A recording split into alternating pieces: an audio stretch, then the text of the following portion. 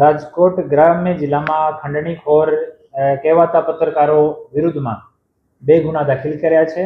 એવા ખંડણીખોરો વિરુદ્ધમાં ગુના દાખલ કરવા માટે રાજકોટ રેન્જના ડીઆઈજી શ્રી નિલીપરાય સાહેબનો સ્પષ્ટ સૂચના છે. આ સૂચના અંતર્ગતમાં જેતપુર ઉદ્યોગનગર પોલીસ સ્ટેશનમાં પહેલી એફઆઈઆર જે દાખલ કરવામાં આવી છે, આમાં ફરિયાદી નવીનચંદ્ર નારાયણભાઈ ડોબરિયા છે. આનો જય ખોડિયાર પ્રોસેસ નામનું સાડીનો કારખાનું છે. થોડા દિવસ પહેલા ત્યાં 2 માણસો આ પ્રોસેસિંગ હાઉસની નજીકમાં આવ્યા, જેમાં એકનું નામ અજયભાઈ જાદવ છે, બીજાનું નામ વિજય વર્મા છે.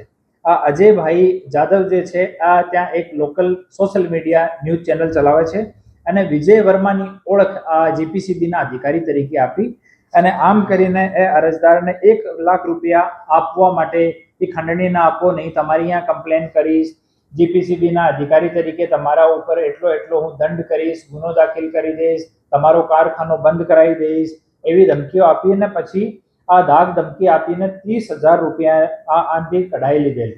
અને પછી આ શરૂઆતમાં જો અરજદાર છે એને ખબર જ નથી પડી કે એ લોકો જીપીસીબીના છે કે બીજા લોકો છે, એવો ભી ગયો. પછી જ્યારે જુનાગઢમાં 2 દિવસ પહેલા આ પત્રકારો વિરુદ્ધમાં ગુના દાખલ થયા, એના ફોટો વિડીયો એ જોયા તો એની હિંમત થઈ અને આવીને આ ગુનો દાખલ કરાવ્યો. આમ જ જેતપુર ઉદ્યોગનગરમાં જ મહેશભાઈ ગજેરા જે દયાનંદ ઇન્ડસ્ટ્રીઝ નામનું કાપડ પ્રિન્ટિંગનો કારખાનો ચલાવે છે, એના ઉપર પણ એ જો 3 પત્રકારો છે, હેમંત શેખવા, રાકેશ પીઠડિયા અને વિજય વર્મા, એ ત્રણે જીપીસીબીમાં કમ્પ્લેન કરવાના નામ ઉપર, બીજા જો સરકારના અન્ય વિભાગો છે ત્યાં કમ્પ્લેન કરવાના નામ ઉપર એનાથી 50,000 રૂપિયાની ઉઘરાણી કરી, ધાક ધમકી આપી, બદનામ કરવાનો અને જૂઠા કેસીસમાં ફસાવાનો એવો કાવતરો રચ્યો અને ધમકી આપી અને 50,000 રૂપિયાની ઉઘરાણી કરી. આ બંને 2 એફઆઈઆર જેતપુર ઉદ્યોગનગર પોલીસ સ્ટેશનમાં દાખલ થઈ છે, જેમાં એકમાં વિજય વર્મા અને અજય જાદવ પત્રકાર એ બંને છે, બીજામાં હેમંત શેખવા, રાકેશ પીઠડિયા અને વિજય વર્મા એ 3 આમાં આરોપી છે, 1 એફઆઈઆરમાં આરોપી છે. આમ આ ગુના દાખલ થયો છે. હું આપના માધ્યમથી તમામ ઉદ્યોગ કરવા વાળોને, તમામ બીજા ઇન્ડસ્ટ્રીઝ વાળોને હું અપીલ કરવા માંગુ છું કે કોઈ પણ એવા પ્રકારના ધાક ધમકી આપના આપતા હોય, તોડબાજી કરવા માંગતા હોય, ખંડણીની ઉઘરાણી કરવા માંગતા હોય, આપ નિસંકોચ પોલીસ સ્ટેશનનો સંપર્ક કરો, એસડીપીઓ કચેરીનો સંપર્ક કરો, અમારા ઓફિસનો સંપર્ક કરો, અમને તમે ફોન પણ કરી શકો. અમે નિશ્ચિત રૂપથી આ લોકો વિરુદ્ધમાં કડકથી કડક કાર્યવાહી કરવાના છીએ. સર, આ ટોળકી બીજે ક્યાંય તોડ કરી હોય તો એ લોકો પણ આવી શકે?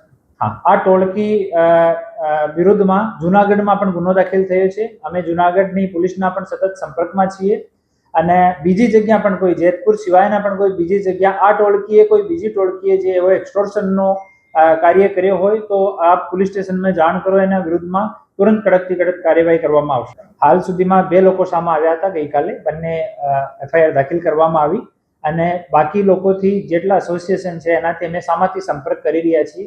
કોઈ પણ એસોસિએશનમાં, જીઆઈડીસીમાં, પ્રાઇવેટ જીઆઈડીસીમાં કોઈ પણ પ્રકારનો કોઈ બી કારખાનેદારને, ઉદ્યોગકારને, વ્યાપારીને અને કોઈ પણ પ્રકારનો ત્રાસ આપતો હોય, ખંડણી કરવાની કોશિશ કરતો હોય તો આપ લોકો સંપર્ક કરો, નિસંકોચ સંપર્ક કરવાનો. અમે લોકો નિશ્ચિત રૂપથી આમાં કડક કાર્યવાહી કરવાના છીએ.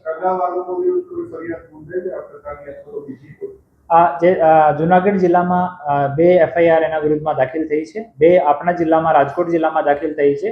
ઓર અમે લોકો સાથે સંપર્ક કરી રહ્યા છીએ. જેમ લોકો સામે આવતા જશે ગુના દાખલ કરવાના છે. આ જો આરોપી છે આમાંથી 3 આરોપીઓની ધરપકડ જુનાગઢમાં થઈ છે. 3 આરોપીઓ આપણા કેસમાં પણ વોન્ટેડ છે. જુનાગઢ પોલીસ સાથે સંપર્ક કરીને એનો રિમાન્ડ અમે માંગવાના છીએ.